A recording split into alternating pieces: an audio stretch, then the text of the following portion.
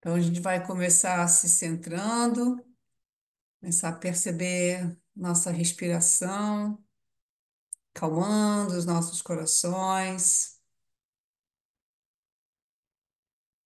percebendo a nossa base, as nossas pernas,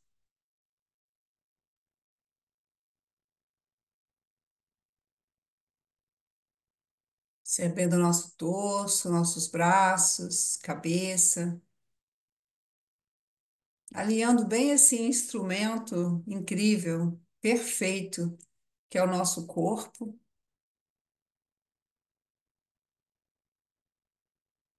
que é considerado uma embarcação perfeita para cruzarmos o oceano do Samsara, a roda da vida.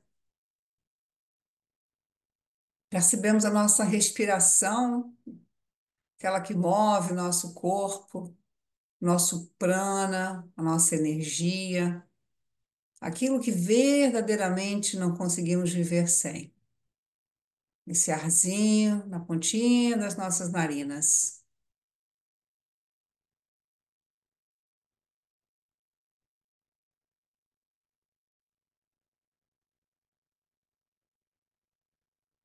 E percebemos a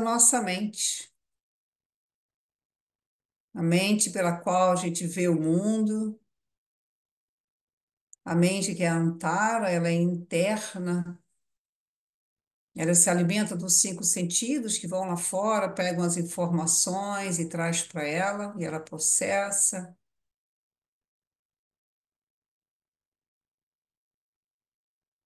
E percebemos que a nossa mente é um pouco gritante, é o nosso ego. Nós estamos usando o ego para aprender.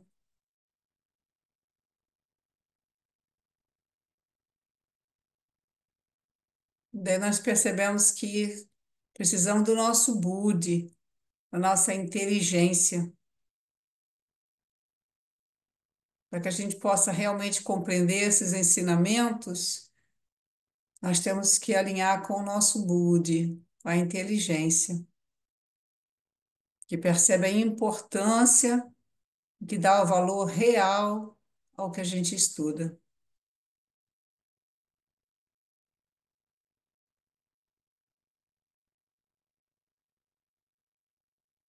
As mãos juntinhas no centro do coração.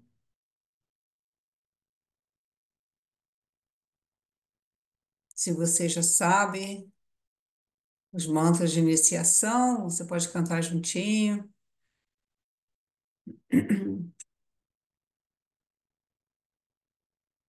Om Ajnanatimirandasya Yanam Janashalakaya Chakshuru Militayena Asmai Shri Gurave Namaha. Namaon Vishnupadaya Krishna Prestaya Bhutale Srimate Bhaktivedanta Swamini Chinamine. Namaon Vishnupadaya Krishna Prestaya Bhutale Srimate Chandramukha Swamini Chinamine. Namaste Saraswati Devi Gauravani Pracharine Nivishesha Sunyavadi Paschachade Shatarine. Om Namo Bhagavate Vasudevaya. Om Namo Bhagavate Vasudevaya. Om Namo Bhagavate Vasudevaya.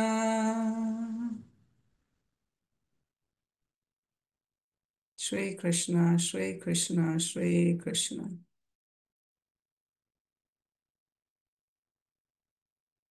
Namastê. Sejam todos e todas muito bem-vindas. A Ana chegou aí também. É bom quando a gente fecha os olhos e abre os olhos, tem mais alguém na janelinha, né? Então, esse é um ensinamento muito profundo e cada vez que eu volto nos yamas e nos niyamas, eu percebo a importância que é essa base, que é muito importante nos dias de hoje, e é um ensinamento que não tem nenhuma conexão com uma religião, né? São os ensinamentos escritos pelo meu mestre, esse livro, mas já vem de milhares de anos, né? Não é dele, assim como não é de Patanjali, também o conhecimento está na Terra desde o começo da Terra, que esse conhecimento está na Terra. E segundo os Shastras, os ensinamentos, esse conhecimento sempre vai estar na Terra. Enquanto tiver seres humanos na Terra, esse conhecimento sempre vai estar lá. Vai ter um momento de interrupção, porque vamos passar por momentos na Terra em que realmente os ensinamentos já não cabem mais. Mas assim que passar essa era de Kali Yuga, retornam os conhecimentos, né? Todos eles retornam à Terra. Sempre que houver seres humanos na Terra, tem que haver esse conhecimento que é para ajudar, nos ajudar nesse caminho, né? Nesse samsara. Então, os Yoga Sutras, ele é muito prático, né? Ele é prático por quê? Porque se a gente for estudar os Vedas, é uma complexidade para você estudar os quatro Vedas. E realmente teríamos que ter começado já ao nascer, né? Para estudar, tem que estudar em sânscrito, tem que aprender a língua, tem que ter uma perfeição, uma fluência na língua, e passar uma vida inteira dentro de um templo, dentro de um local, para poder aprender na íntegra esses ensinamentos. Então, quando Krishna veio com a Bhagavad Gita e já era ali um resumo na Bhagavad Gita de tudo isso, né? A Bhagavad Gita não é parte dos Vedas, ela é a parte, né? Ela vem do Mahabharata, dessa grande guerra que teve, e dali, no meio dessa guerra, Krishna fala a Bhagavad Gita para Arjuna. E quando a gente lê a Bhagavad Gita, estuda a Bhagavad Gita, a gente percebe que os Yoga Sutras não é nada mais, nada menos do que um resumo da Bhagavad Gita. Bhagavad Gita tem 700 versos e o Yoga Sutra de Patanjali são 196, alguns falam também que são 195, tem sempre uma diferençazinha. E aqui é a base de tudo. Ele começa a falar de, ele começa a dizer, agora começam os ensinamentos de yoga, e que ensinamentos são esses, né? Ensinamentos que não são engessados, não é aquele ensinamento que é o que é e acabou, não, não é bem assim. É, o ensinamento tem uma flexibilidade de se acomodar dependendo da civilização, das pessoas, do momento. Só que eles realmente são para todo mundo, porque ele vai falar que a gente tem que observar os nossos vritres, os nossos pensamentos, né? Os nossos vritres, os nossos turbilhões, pensamento, para que a gente possa realmente perceber, né, quem somos nós, a importância de quem sou eu. Nos estudos védicos é sempre essa pergunta: quem sou eu? Quem sou eu que quando eu não sou esse personagem? Quem sou eu quando a cortina do teatro se fecha e o personagem não existe mais? Quem sou eu? De onde que eu venho e para onde que eu vou?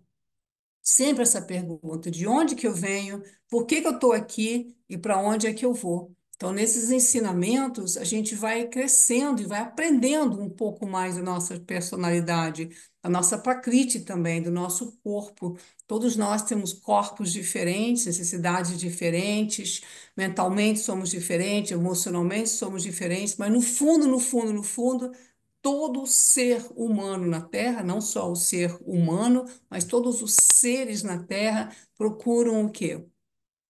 A felicidade. Só que a gente não consegue alcançar essa felicidade sem ter o quê? Sem ter paz. É a importância da paz. A paz é muito mais importante do que a tão cobiçada felicidade. Porque a felicidade, ela é efêmera, ela vem, ela vai, momentos felizes, coisas felizes e passa. Mas se a gente mantém essa equanimidade, a gente encontra a paz. E os Yoga Sutras, quando ele fala dos turbilhões da mente, ele realmente mostra para gente que é importante esse gerenciamento da nossa mente. E como que a gente faz isso, ele fala no Pada 2, né? No Pada 2 ele vai falar sobre os yamas e niyamas. Então, o nosso estudo é baseado, neste momento, em yamas e niyamas. A gente não está falando de asa, nem de pranayama, nem de pratyahara, nem de dharana. É só de yamas e niyamas por agora, né? Por um momento. E eu, como eu peguei o bonde andando, né? Já tinha tava a Lilesvari e a Lalita dando essas aulas, mas as duas entraram em cursos e as duas estão estudando muito, né? Na universidade. E elas me pediram para poder pegar. Então, nós estamos falando agora do último, que é a parigraha. Então, yamas e niyamas. Alguns textos mostram yamas como aquilo que a gente tem que fazer para uma sociedade, para fora. E niyamas é aquilo que a gente tem para dentro com a gente.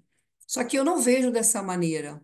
Eu não vejo que Yamas tem que ser só para uma sociedade, só para o outro, porque Yamas fala de ahimsa, ahimsa, asteia. Ahimsa é a não violência, asteia é a veracidade, satya é a veracidade, asteia é o não roubar. Então, isso não é só para o outro, é para mim também, para dentro de mim também eu tenho que manter isso. Se eu quero ser uma pessoa não violenta na minha sociedade, com a minha família, com o outro, eu tenho que primeiro ser uma pessoa não violenta comigo. Porque se eu sou uma pessoa violenta comigo, eu não vou conseguir não ser violento com o outro. Né? Não tem como você dar aquilo que você não tem. Não existe. Então, quando alguns textos e alguns professores, escritores e acadêmicos falam isso aqui é o que você pratica para a sociedade, na minha maneira de ver, eu digo, não, isso eu pratico para mim e para o outro também, né? A não violência para comigo, a não violência para com o outro. E essa não violência é muito complexa da gente realmente saber o que que é não violência, né?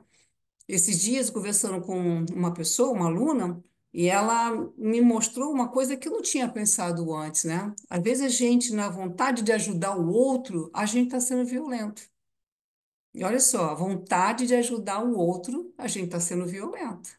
Porque às vezes o outro não quer ser ajudado. Talvez o outro quer passar pelo aquilo que tem que passar na vida. De repente o outro está sofrendo é porque o outro tem que sofrer, não por maldade de Deus ou do destino, mas porque o karma dessa pessoa vai levar essa pessoa, através do sofrimento, a entender, né, a vida dela. Então, aí você vai lá e quer ajudar a pessoa, né? Então, aí você está cometendo uma violência, porque a pessoa não quer ser ajudada.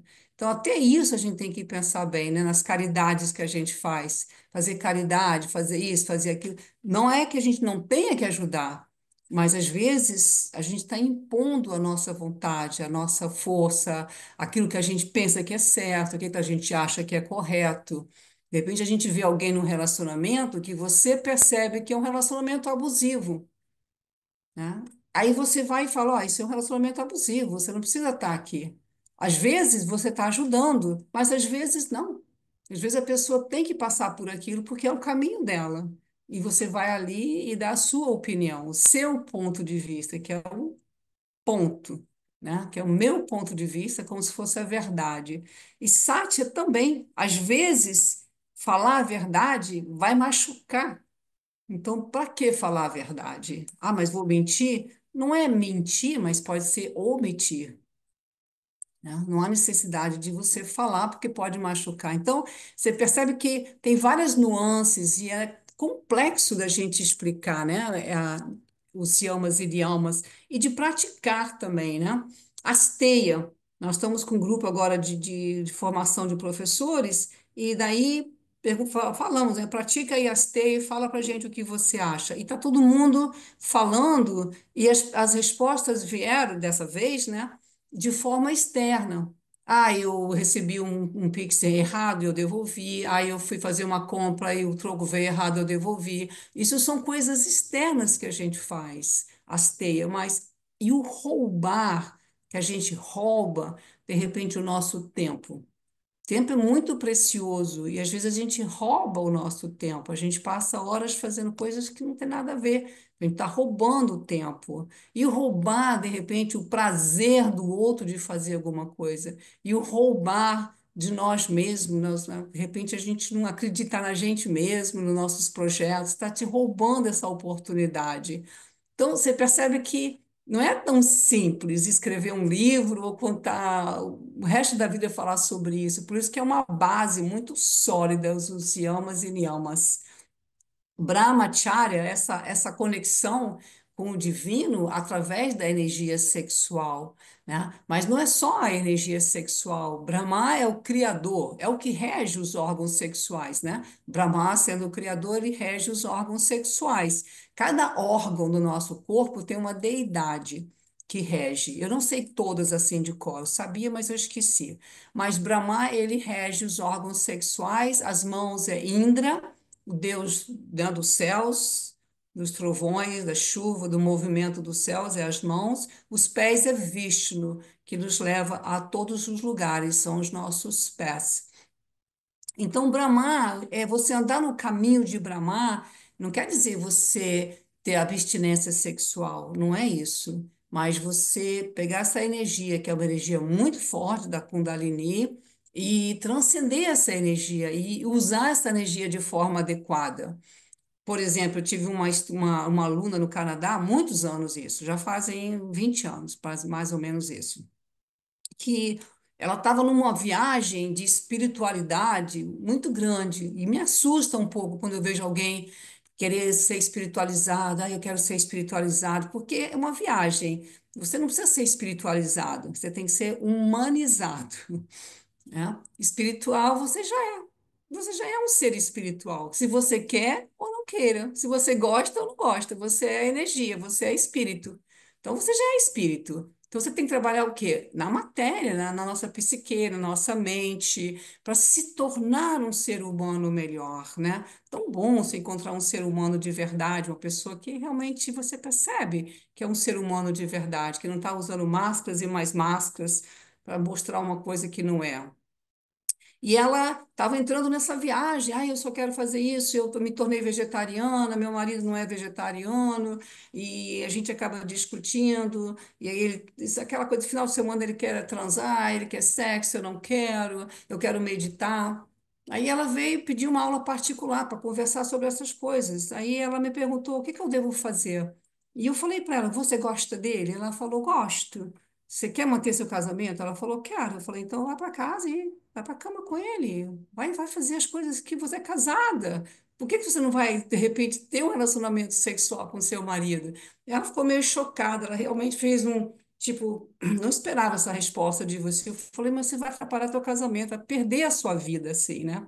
Passou 2 ou 3 anos. E ela se afastou um pouco, né? Ela se afastou. Mas passou 2, 3 anos, ela me encontra e ela diz: estou grávida, estou feliz, né? Tem 2 filhos lindos, maravilhosos, está casada ainda, está bem. Estava criando um problema no casamento, porque os dois casados, os dois jovens, e ela só queria ser espiritual. Bom, você quer ser tão espiritualizado, então você tem que ser um monge, né? Você tem que ser uma monja. Você está num casamento. Existe ali essa energia, existe a energia do Grihasta, a energia sexual, né? E é uma energia que não tem nada de errado com ela.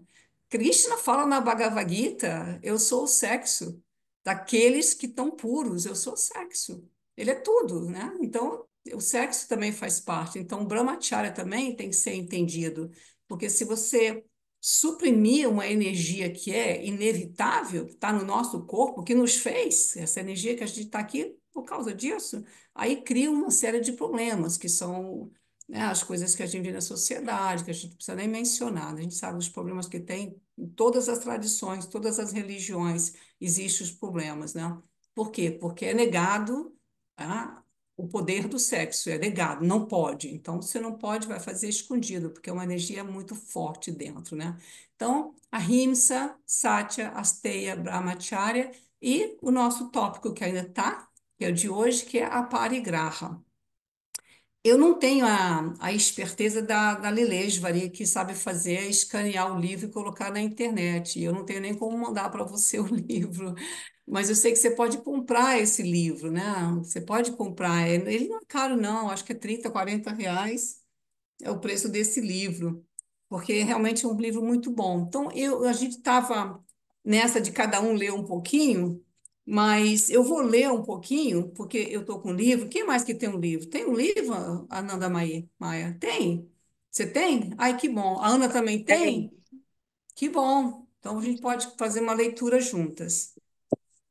Então a gente parou na semana passada, foi na página 140.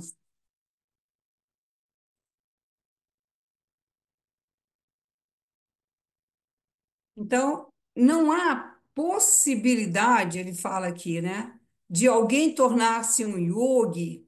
Isso é Krishna falando para Arjuna. Não há possibilidade de alguém tornar-se um yogi se comer em demasia ou se comer muito pouco, se dormir em demasia ou se dormir pouco. Portanto, aquele que é regulado em seus hábitos de comer, dormir, divertir-se e trabalhar, pode mitigar todas as dores materiais praticando o sistema de yoga. Então, comer demais, comer de menos, dormir demais, dormir de menos, né? Tudo isso atrapalha a nossa vida. E também não se divertir. Você vê que, poxa, Krishna fala sobre isso, que a gente tem que se divertir. Se a mente ficar presa só em estudar, estudar, estudar, trabalhar, trabalhar, ela não consegue, você surta. Chega uma hora que você não entende mais.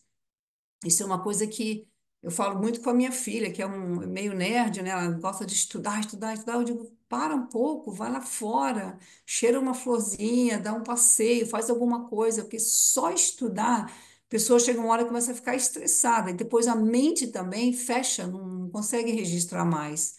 Tem um tempo, são 45 minutos que os yogas, os shastras, né, os ensinamentos diz que 45 minutos a tua mente está absorvendo. Depois disso, vai embora, passou. Então, você tem que parar, pega uma água, dá uma distraída, relaxa a mente, aí você volta. Um autêntico yogi não se alimenta simplesmente para satisfazer seus sentidos. Segundo a Gita, quem não consagra sua comida oferecendo-a a Deus está consumindo essencialmente impurezas, o que consequentemente prejudica a prática do yoga. Os Vaishnavas, por exemplo, consomem exclusivamente alimentos que foram previamente oferecidos a Krishna, que resulta na purificação gradual de seus corpos e na clareza de suas mentes. Eu vou parar aqui e vou fazer um comentário, porque não são só os Vaishnavas, né? Na religião cristã também eles agradecem o alimento. Na tradição judaica também eles agradecem o alimento, né? Aqui o meu mestre colocou nos Vaishnavas, mas eu acho que ele não quis dizer só os Vaishnavas, porque eu sei que na igreja tem a bênção também do pão, né? E os judeus também abençoam o alimento, o pão, eles consagram também. Eu acho que é muito importante a gente saber que a gente não inventou o grão de arroz. Isso é importante. Nenhum homem inventou o grão de arroz, nem de feijão, nem da farinha, nem das frutas, nem a verdura. Nós não inventamos nada, não temos capacidade. Realmente está na terra, porque é uma manifestação divina, é uma manifestação de Deus, né? O nosso alimento. E por isso que isso é parte dos Vaishnavas de pregar bastante o consumo de alimentos que não tenham o sofrimento do animal, porque já tem bastante na terra aquilo que a gente precisa, não há necessidade de ter o alimento baseado no sofrimento de um outro, né? Que aí também é a rimsa. Estou praticando a rimsa, mas não é pregar o vegetarianismo, mas uma prática de ahimsa tem que pensar se realmente está tendo o sofrimento de alguém para alimentar teu corpo, né? Isso é importante. Eu vou pedir Vanessa, para Nanda Maia, por favor, lê para gente. Eu parei na mente, né? Posso só falar uma coisa a respeito dessa entrega do alimento? Pode. É, é que eu faço a entrega do alimento, né? E aí tem o problema do alho e da cebola, porque brasileiro tempera com alho e cebola. E eu tô olhando para o meu tempero de alho e cebola e tô pensando assim, olha, isso daqui não sei como é que vai ser não, Krishna, porque vai ser difícil eu cozinhar sem isso. Como é que vai ser? Minha irmã chegou da Índia, chegou com um potão para mim assim, pegou uma sacolinha, botou a açafete da lá, e falou assim: "Você vai jogar o alho e a cebola fora, agora você vai cozinhar com isso". Eu falei: "Isso é muito perfumado, eu não sei se eu vou dar conta não". Aí eu trouxe para casa, me enfiei no pote, deixei lá no pote. Agora eu estou cozinhando com aquilo. Foi muito fácil tirar o alho e a cebola. E muito mais fácil cozinhar com essa feta do que eu não tenho que picar nada, né? Então, Krishna vem assim, ó. No início eu pensava como é que ia ser difícil a televisão. E hoje eu desliguei a televisão, já tem um tempo. E cada dia que eu vou progredindo, que eu vou me dedicando, eu consigo melhorar alguma coisa na minha prática devocional. Isso é E interessante. Quando a por gente se quê? prom... Ananda Maia, por que que não pode comer alho e cebola? O alho e cebola, eu me convenci do alho e da cebola, porque a gente sempre escuta do alho e da cebola, porque é impuro, porque estimula a energia sexual. E eu ouvi duas coisas, mas a última que eu ouvi foi a que fez com que eu conseguisse mudar. A primeira era que o alho e a cebola, eles reagem no nosso intestino com as bactérias boas, causando bastante gases, né, flutuações. E a última que eu vi, que foi até daquele rapaz do Clube do Dharma, não sei o nome dele, Nirishinha, não é o nome dele? É, Ele, ele Grishinha falou que o Deva. alho ele falou que o alho e a cebola, eles absorvem a negatividade e as impurezas do solo, e que por isso a gente não deve consumir constantemente. Não que não deva consumir, mas que não seja uma coisa assim regular. E aí, ele respondeu isso porque alguém perguntou para ele assim: eu não como, eu parei de comer carne, mas eu ofereço ainda o alimento com alho e cebola. Krishna vai aceitar? Ele falou: olha, se você parou de comer carne, claro que ele vai aceitar, mas com o passar do tempo, você vai desenvolvendo outros gostos superiores, e o ideal é que a gente comece a pensar em deixar o alho e a cebola. Mas o que me fez sentido mesmo em deixar o alho e a cebola foi de perceber que eles captam as impurezas do solo e que a gente está se alimentando disso, né? E Hum. aí, fora isso, que vem a reação com as bactérias do intestino. Certo. Então, capítulo 9, verso 26 da Bhagavad Gita. Krishna fala o seguinte, que inclusive Gal Costa gravou, né? Se alguém quiser me ofertar com amor e devoção, folha, fruta, flor ou água, eu as aceitarei. Então, eu não tenho a voz da nossa Gal Costa, né? Que já foi, saudade dela, né? Mas Krishna fala que se oferecerem a ele uma folha, uma flor, uma fruta ou água, ele está feliz, né? Então, essa coisa do alho e da cebola, a gente não vai levar muito adiante, porque eu como alho e cebola. E eu como porque eu preciso, eu acho importante para o meu organismo. E o alho e a cebola é tirado da vida dos monges, por quê? Porque realmente ele é considerado um afrodisíaco de uma certa forma, né, o alho, mas se você é um monge, uma monja, está querendo realmente, né, acalmar a energia sexual, aí com certeza, né? Mas ele não é só isso também da energia sexual, é que eles são rajas, né? Eles ativam muito a nossa mente. Então, para quem quer passar o dia inteiro meditando, realmente, tira alho, tira cebola, tira café. Mas, assim, vivendo no dia a dia normal, o alho, ele é um vermífugo muito potente, muito bom. E ele é muito importante também para a nossa saúde. Quando você está gripado, por exemplo, pegar e comer um dente de alho é muito importante. Mas eu também concordo que no Brasil as pessoas só comem alho e cebola e esquece que tem coentro, que tem outras coisas também, compra essas coisas da Índia que tem muitos temperos maravilhosos, né? Para a gente ficar com uma alimentação mais rica. Então, só alho e cebola realmente não há necessidade. Mas eu não sei, assim, claro, dentro da tradição Hare Krishna, tem que respeitar aquilo que eles estão falando, né? Mas eu já falei que eu como alho e cebola. Não é todos os dias, mas eu como. Cebola eu não gosto dela crua, mas eu ponho no alimento. Mas eu não sei se realmente faz mal, né? Aí é uma coisa assim de cada um realmente ver isso aí. Eu já ouvi dizer na medicina ayurvédica, eles usam muito, e que quem come demais alho, quando come demais mesmo, que queima um pouquinho o nosso tubo aqui, né? O nosso esôfago.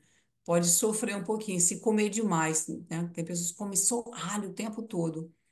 Mas eu acho que faz parte também do alimento. Eu acho que todo alimento é saudável desde que não causa sofrimento, né? Mas aí a gente vai vendo. Ah, onde que eu parei? Eu parei nas mentes, né? Você quer, Nos dois decadaches, isso aí. quer Pode continuar? ir? Pode ir. Sim. Nos dois decadaches de cada mês, 11º dia após a lua nova e 11º dia após a lua cheia, os Vaishnavas praticam um jejum completo ou, no mínimo, se abstêm de grãos e cereais, conforme recomendado pelas escrituras. No entanto, eles não jejuam desnecessariamente e nem adotam métodos próprios. De toda Sim. maneira, Sim, porque até o jejum pode ser uma violência, né? Eu já vivi em ashram, né? Em comunidade que a pessoa estava jejuando, mas estava de um mau humor, de uma irritabilidade terrível. Era melhor que eu tivesse comido alguma coisa, sabe? Porque a pessoa estava super irritada. Eu fui conversar com ela, ela falou: desculpa aí, mas eu tô jejuando e não tá legal. E eu disse: menina, come alguma coisa então. É melhor do que ficar sendo agressiva com o outro, passando fome. Você tem que ver que o jejum tem que vir de acordo também, né? De repente, tem pessoas que precisam fazer jejum. Eu já fiz muito jejum na minha vida, já fiz 10 dias de água. Fazia direto quando eu morava na Índia. Hoje, nem pensar em fazer jejum. Não faço. Tiro o grão, me passo aí um dia de salada, mas fazer jejum eu não faço, porque já estou numa idade que eu não posso ficar brincando com a minha saúde e depois também sou muito magra, eu fico com uma fome danada e me dá um buraco no estômago, né? Então tem que ver o seu tipo também. Se você é capaz, é cafa, tem bastante, né? Aquelas pessoas que retêm líquido, retêm, põem peso facilmente. Aí tudo bem, tira o alimento, não faz nada, mas tira o alimento de um vata, né? Tira o alimento de uma pessoa muito magra, que é mais hiperativa, fica doidinha. Então não pode, então tem que. O caminho do meio é sempre o melhor, gente. Pode continuar mais um pouquinho para gente? de toda maneira, um yogi não deve ingerir mais do que o necessário, já que o excesso de comida resulta em sonhos frequentes durante a noite e pode levá-la a sucumbir à influência do modo da ignorância, resultando em sono em excesso. De fato, um yogi que compreende a importância de manter-se vigilante ao cumprir seus deveres espirituais considera um grande desperdício o tempo dedicado a um sono supérfluo. Em resumo, embora comer, dormir, se defender e acasalar sejam necessidades do corpo, quando executadas em excesso, constituem grandes obstáculos ao progresso na prática do yoga. Portanto, qualquer excesso deve ser evitado. Além disso, esforços devem ser empreendidos no sentido de afastar os pensamentos desnecessários da mente. O poder correto do pensamento pode ser desenvolvido por nos associarmos com pessoas que sejam seguidoras estritas das escrituras védicas, pois suas vidas são simples e seus pensamentos elevados. O prazer e a felicidade, portanto, devem ser extraídos daquilo que é favorável ao cultivo do conhecimento e da prática espiritual. Em suma, tudo que for favorável ao desenvolvimento da consciência de Deus deve ser aceito, ao passo que as coisas desfavoráveis devem ser rejeitadas. Qualquer coisa diferente disso é descontrole dos sentidos. Certo. Hoje eu estava falando com meu marido que aqui perto tem uma igreja, uma catedral bem grande. É, e na frente dessa catedral sempre tem as pessoas que são, como é que se diz, homeless, pessoas de rua, né? Pessoas que não têm para onde ir e a igreja ajuda. Isso é uma coisa muito bonita que a igreja faz, que é acolher as pessoas, dar alimento, ajudar. Isso é bem parte do cristianismo, né? O Dalai Lama uma vez falou isso, que os budistas não eram bons disso. O budista ele quer salvar a si mesmo e pronto, né? Mas que é importante ajudar o outro. Então, essas pessoas na rua, né? E eu vi que essas pessoas, eu percebi, né? É claro que eles estão atrás do quê? Da mesma coisa que a gente, felicidade e prazer, né? Então, como eles não sabem uma coisa melhor, então eles se drogam.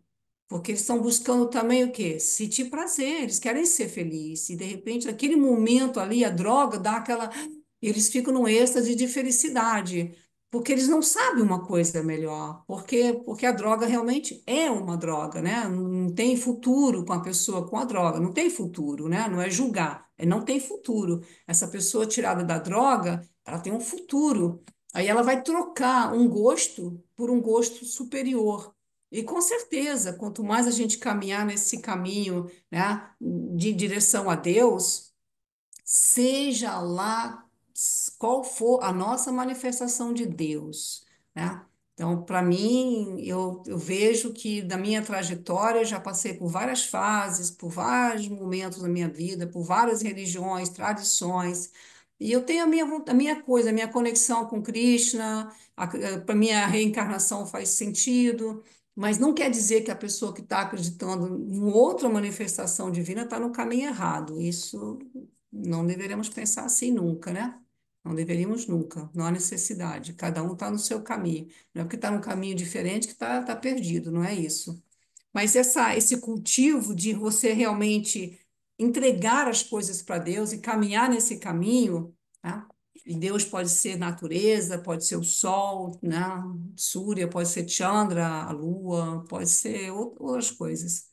É muito importante, porque o prazer e a felicidade, eles querem estar juntos, como ele fala aqui, né? O prazer e a felicidade. E como é que a gente faz para adquirir isso, né? Com um gosto superior, com compreensão, com estudo. É muito importante que a gente realmente dê o valor que realmente esses estudos têm, porque nós estamos numa situação muito privilegiada. Muito privilegiada. A gente está numa situação de poder estudar, de abrir a geladeira e ter o que comer, de ter um teto, de ter uma casa. Isso é um privilégio hoje em dia no mundo atual, né? A gente acabou de chegar da Índia, a Evinha também estava lá, e a gente viu que realmente muita pobreza, muita gente realmente na rua, sem nascido e criado na rua, sem ter para onde ir, e não são infelizes, porque eles têm Deus. Eles realmente têm um olhar, eles têm uma serenidade, e por mais que eles peçam, que eles perturbam às vezes, porque vem pedir, pedir, pedir, tem que pedir mesmo, né? Senão eles não comem. Você percebe que eles têm uma serenidade, não é tanto a droga como é no Ocidente. No Ocidente, a pobreza é mais a droga, né? As pessoas se vão mais na droga. Na Índia não é tanto isso, né? Devem ter também algum escape também, mas o escape maior deles é Deus, né? De se apegar a Deus de tal forma, a chamar por Deus de tal forma para poder superar essa necessidade básica, né? Que é a arta, que é a nossa sobrevivência aqui na Terra. Então, vou pedir para a Ana ler um pouquinho, aí a gente vai fazer mais, abrir para comentário também. Quer continuar, Ana?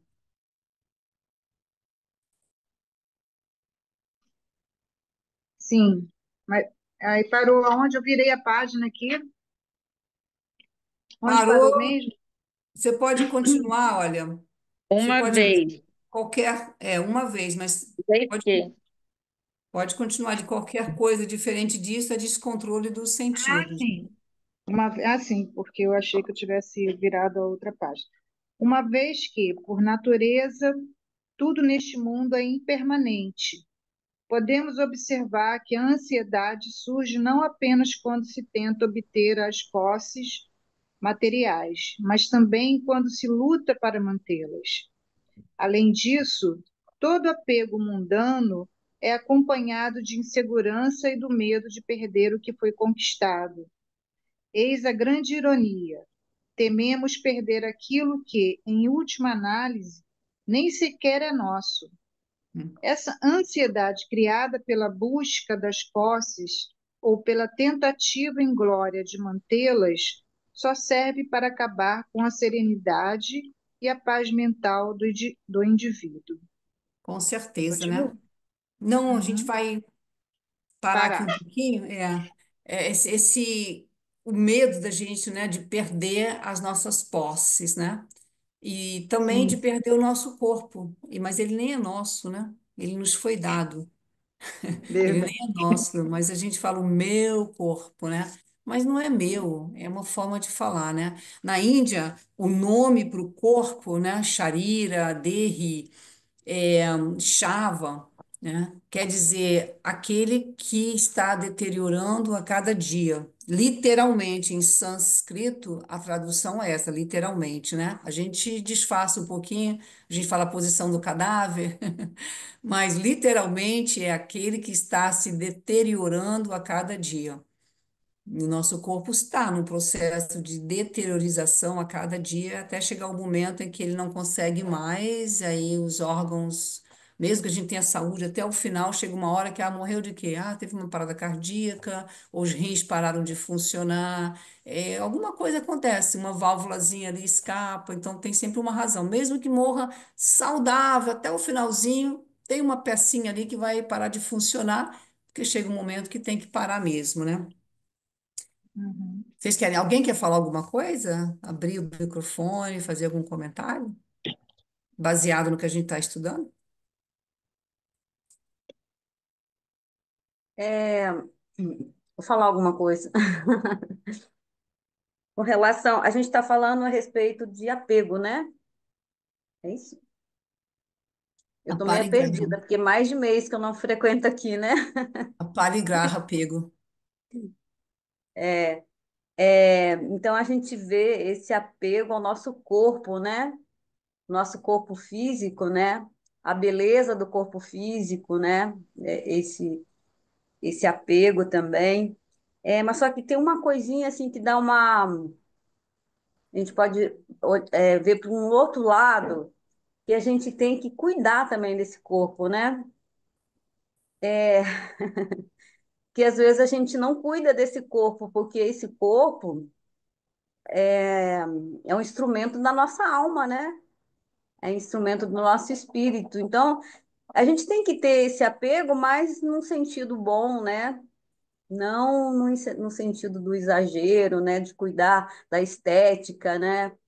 Dessas coisas supérfluas, né? Que a gente tem que ter esse apego mesmo, esse apego com relação à nossa saúde física e à nossa saúde mental, a gente tem que ter esse apego, eu acho, para Sim, cuidar, né, sim, desse corpo que é o instrumento da nossa alma, né? sim, sim. Então, a gente está estudando, você não está nesse curso, né, Levi? Tem uns que você não está, que é da saúde, aquele saúde do yoga, né? O yoga da saúde. Acho que aqui, acho que só eu que estou. E eles falam muito que a gente tem que cuidar do corpo para a alma não ir embora, Sim, entendeu? é. Porque Que a gente está nesse mundo material, né? A gente tem que ter esse sim. cuidado. Esse cuidado eu acho que não é apego, né? É um cuidado mesmo. Não, no nosso mestre, Chandramukha Swami, ele sempre fala disso, né? Que às vezes a pessoa entra numa de arrumar muito a gaiola, limpa a gaiola, né? O gaiola é o corpo, né? Mas não cuida da alma. E a alma sai, né? A alma vai embora.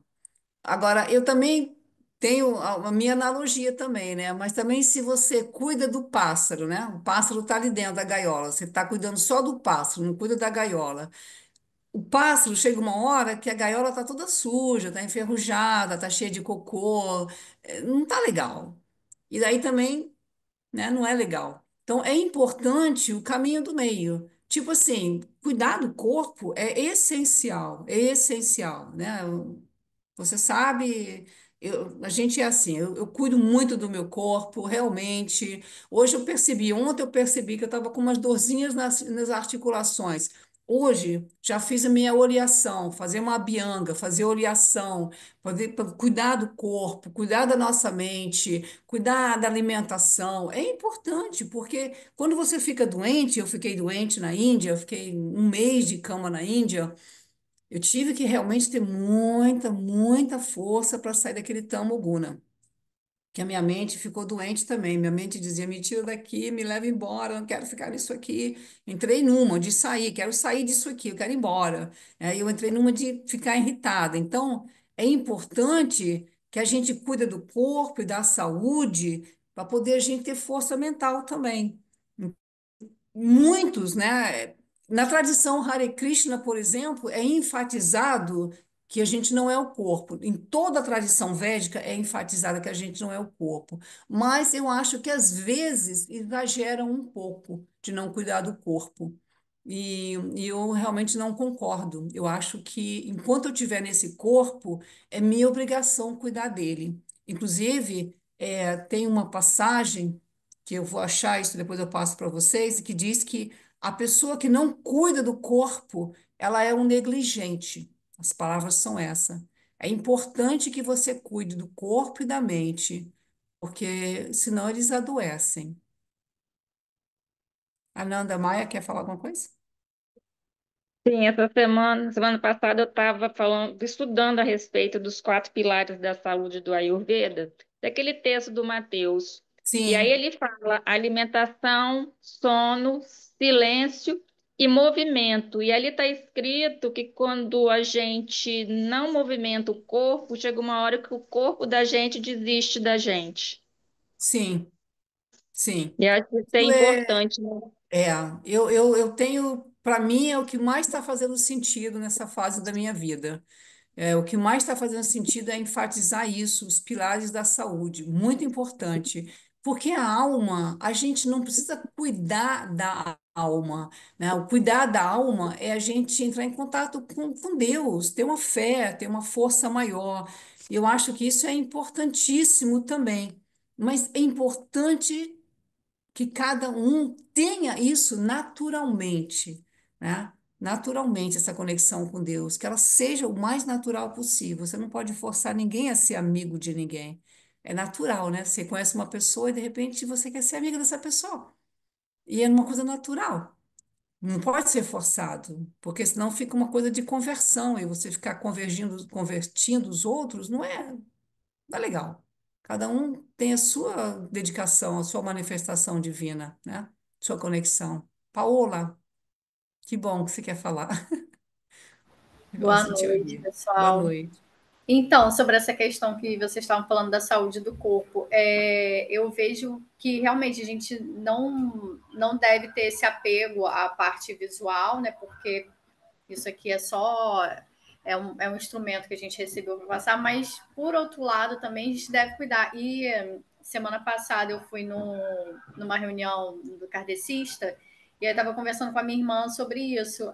Lá no kardecismo eles dizem que a pessoa que não cuida do corpo físico é um suicida, porque ele Hum, sabe que ele está se descuidando e que ele está inconscientemente, aliás, ele uhum, nem sabe, inconscientemente ele está deixando aquele corpo se deteriorar ainda com mais rapidez, mais uhum, intensidade. uhum, E uma pessoa conversando comigo falando que ela percebeu que ela começou a fazer terapia e tal, e ela estava cuidando tanto dessa parte mental que ela deixou o corpo dela uhum, sem cuidado, não estava conseguindo praticar esporte mais, se cuidar, engordou, alimentação ruim. E aí que ela levou isso para terapia. Por que eu estou fazendo isso com o meu corpo? Eu sei que eu não devo fazer isso, mas eu estou prejudicando o meu corpo dia após dia, porque eu não estou uhum, cuidando dele. Então, eu vejo isso. Assim, a gente cuidar do corpo é também cuidar da mente. Mês passado eu também fiquei uhum, doente, lembrei que você falou isso também. E eu fiquei 3 dias muito, muito mal, só dormindo, tomando remédio, fiquei com gripe, influenza.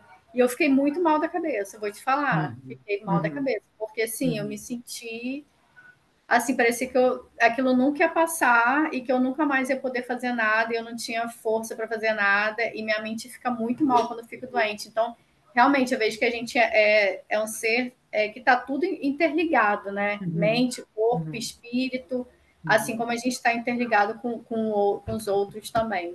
uhum. Então, acho importante a gente cuidar do corpo, Com certeza. cuidando para deixar o ego de lado. É difícil, né? Esse Sim, apego sim. ao ego, né? À É. parte visual é bem difícil, Mas mesmo para estudar, a gente tem que tomar cuidado com o ego, né? Por isso que a gente canta aquele mantra Om Sahana Vavatu Sahanao Bhunaktu. A gente pede por paz, a gente pede que um possa entender o outro, que não haja desavenças entre nós. Porque quem é que está aqui na telinha estudando? É a alma? É o ego. E cada ego aqui acha que o meu ego está certo. Não, o meu ego está certo. Não, é o meu ego que está certo. Então, nós temos que pedir a Sarasvati as bênçãos e falar, por favor, me ajuda, que eu tenho um pouquinho de sabedoria para não entrar em desarmonia com as pessoas, porque é o meu ego que está aqui. E o meu ego, ele não quer estudar, o ego não quer aprender, o ego, ele não tem esse conhecimento. Então, a gente tem que pegar uma outra parte da mente, que é o Budi, e falar: vai, você vai fazer isso, você vai estudar, você vai ler, você vai aprender. Então a gente está um domando o outro aqui dentro dessa complexidade toda. E imagina se a gente não cuida do corpo. Muita gente, muitos monges, quando eu vivia no mosteiro lá em Bodh Gaya, na Índia, muitos monges cheios de problema de saúde, cheios de problema de saúde. Por quê? Porque eu não sou o corpo, mas vive doente. Aí acaba sobrecarregando o outro que tem que tomar conta de você, que você passou a vida inteira negando o teu corpo e chega numa hora que você está numa situação péssima de saúde e o outro tem que tomar conta de você. Então, é uma questão de violência também, porque o outro vai ter que tomar conta de você. Eu tenho uma filha.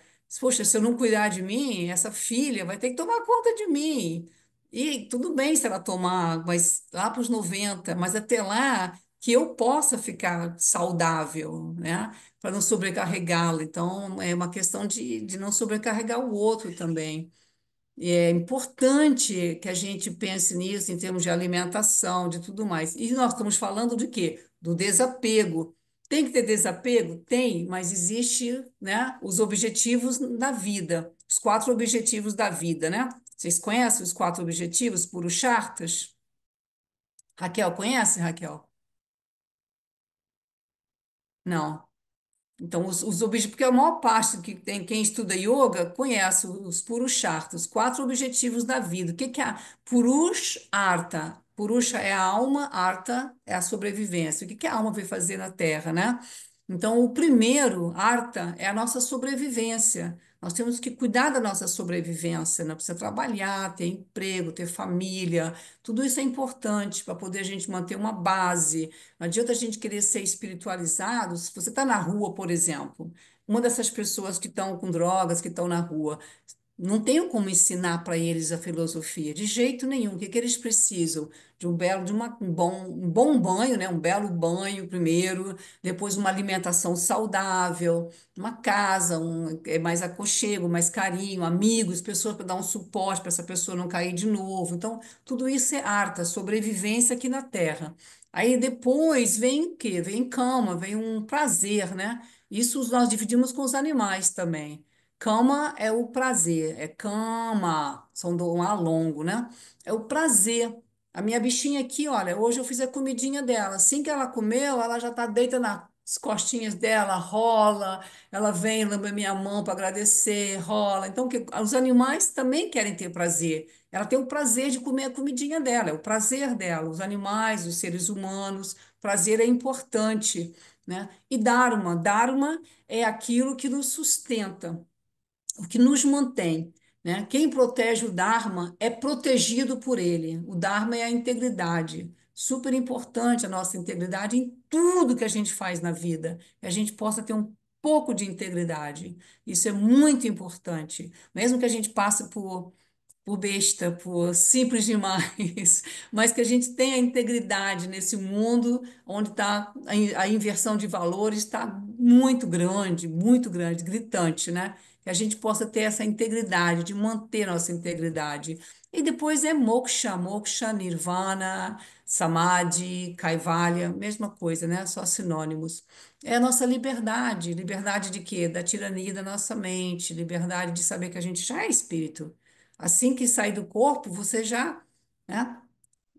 Para mim, eu vejo de uma forma muito clara, desde criança, por isso que algumas religiões eu não me encaixei, porque eu não acredito na reencarnação, só por isso. E para mim é muito claro na minha cabeça. Eu já morri muitas vezes e que já pisei na bola muitas vezes em vidas passadas e que eu estou nessa aqui agora para não pisar tanto mais na bola, para poder seguir em frente e não perder tempo, porque realmente é você voltar para o primeiro ano de novo, de novo, de novo, chega uma hora que eu acho que você começa a ficar pensando, "Oh, chega, né?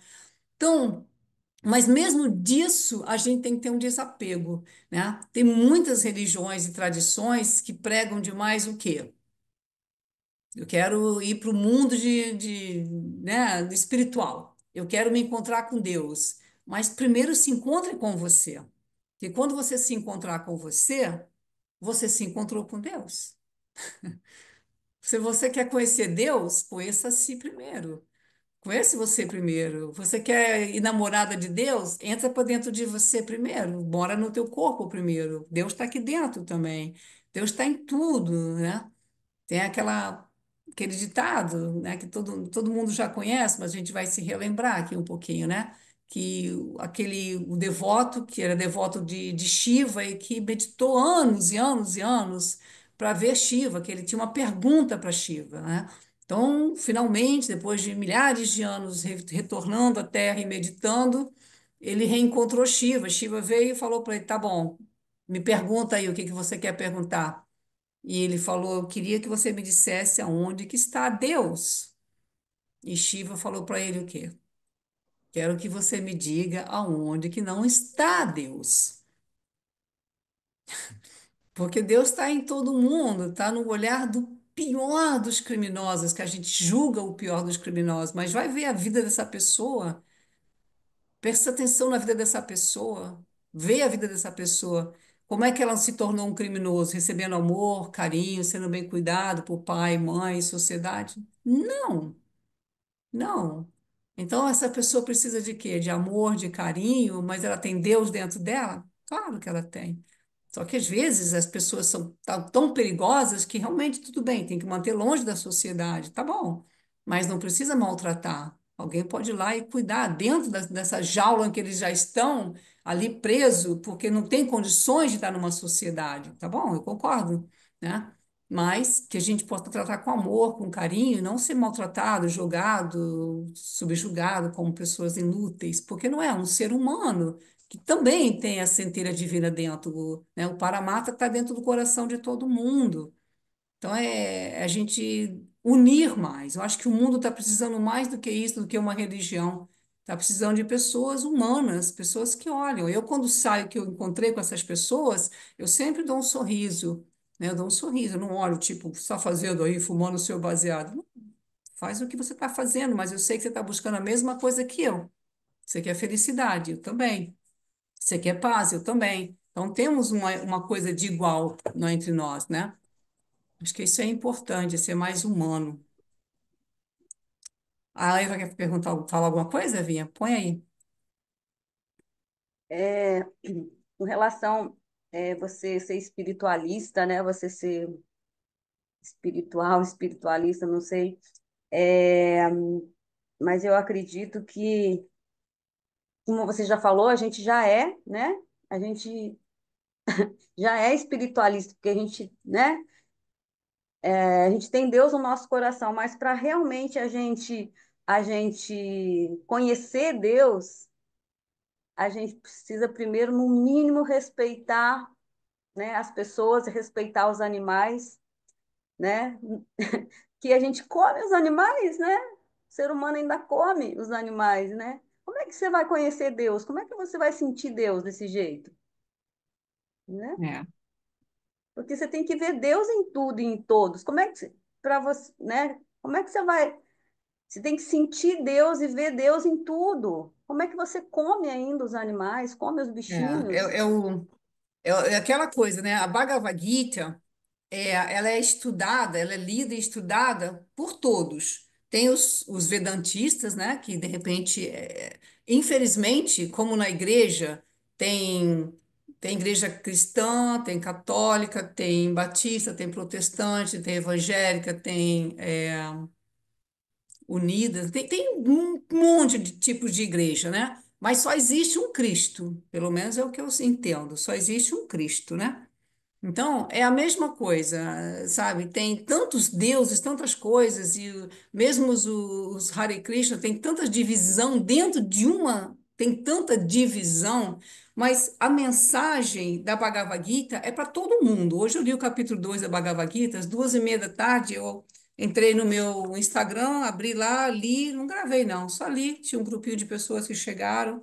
Então, no capítulo 15 da Bhagavad Gita, porque é incrível esse manual, ele tá aqui para nos ajudar, para nos ensinar. Tem quem lê e veja Krishna como um avatar que veio à Terra, como um avatar, assim como Jesus veio à Terra, Filho de Deus veio à Terra. Deus não veio à Terra, mandou o Filho à Terra, é um fato para mim, acredito. Krishna veio à Terra, é histórico também, Krishna veio à Terra, né? E muitos outros vieram à Terra. São Francisco. São Francisco também era veio enviado. Tem muitos que vêm a esse planeta para nos ajudar, nos inspirar, deixar uma mensagem para a gente. E a gente tem que realmente ver que todos eles falam a mesma coisa. É a simplicidade que é a coisa mais sofisticada que existe, né? É a simplicidade, é você ter uma vida simples, o máximo que você puder. Não quer dizer uma vida miserável, mas uma vida simples e que você possa realmente tratar todo mundo de forma igual. Porque as posições que você está vivendo é posição. Eu posso ser fazer o papel da mendiga amanhã. De repente, na minha próxima vida, é o papel que eu vou fazer. Pode ser. Pode ser que eu seja o doutor, pode ser que eu seja advogado, pode ser que eu seja prostituta. Não sei. A gente não pode ficar julgando, porque a gente não sabe o que está por trás dos bastidores. Tem os bastidores da vida, a gente está no palco, a gente está vendo só o palco, né? Vou terminar então com esse verso da Gita, capítulo 15, verso 15, que diz: Estou situado nos corações de todos, e é de mim que vem a lembrança, o conhecimento e o esquecimento. Através de todos os Vedas, é a mim que se deve conhecer. Na verdade, sou o compilador do Vedanta e sou aquele que conhece os Vedas. Então, ele está no coração de todos, todos, todos, todos, todos. E o que a gente mais vê nas religiões é discriminação. Isso é contraditório, né? De repente, a pessoa é homossexual, ela não é aceita na maior parte das religiões. Isso é uma contradição. É uma contradição, porque se Deus está no coração de todos, por que que ele não vai amar o homossexual, ou o trans, ou por que que ele não vai amar essas pessoas? Se você é mãe, você tem 10 filhos, um é trans, o outro é bi, o outro é isso, o outro é aquilo, o outro é mal-humorado, o outro é bully, o outro é encrenqueiro, você vai deixar de amar eles?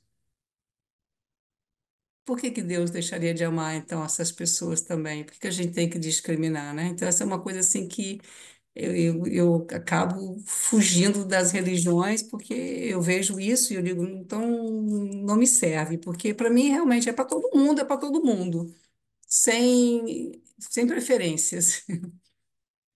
Não sei se é a minha, me abrindo aqui para vocês o meu jeito rebelde, porque eu acho que se é para realmente acreditar, é bom que Deus esteja no coração de todos, de todo mundo mesmo. E é isso aí, gente. Obrigada. A gente falou bastante. Agora, vamos ver se a gente pratica essa semana. Vamos ver em que você pode praticar a parigraha, o desapego. Desapego da sua forma de ver a vida, desapego das suas opiniões, desapego do seu corpo, desapego.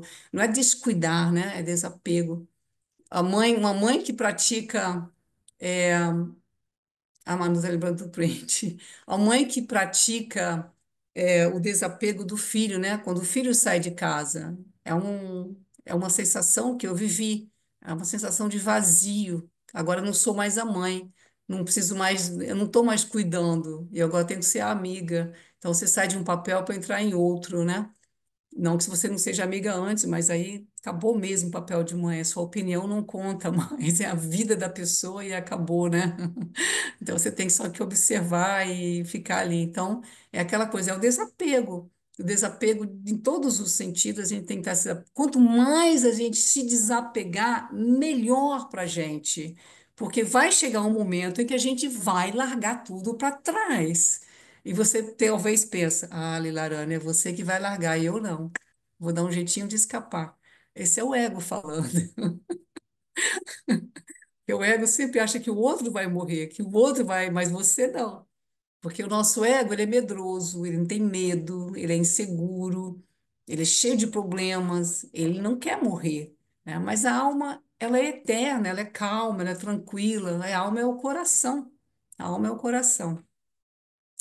Então, que a gente possa se encontrar semana que vem, que a gente possa se ver. E para quem não conhece ainda, a gente tem o Yoga Culture, que é um aplicativo onde você pode fazer aula o dia inteiro de yoga com vários professores, não tem custo nenhum, não tem pegadinha nenhuma. Você entra lá, faz a aula, vai embora e pronto. Se quiser, é só yogaculture.com.br, e aí você faz yoga com a gente lá, tá bom? Obrigada, gente, obrigada. Manu, o print. Pri, aí, gente. 3, 2, 1. Prontinho. Bom. Obrigada, gente. Para quem está no Yoga Couch, amanhã tem aula às 7 da manhã, Yoga Flow, 8h30, Yoga do Fortalecimento. Boa noite, Boa bom noite. descanso. Fiquem com Deus. Bons sonhos. Namastê. Namastê.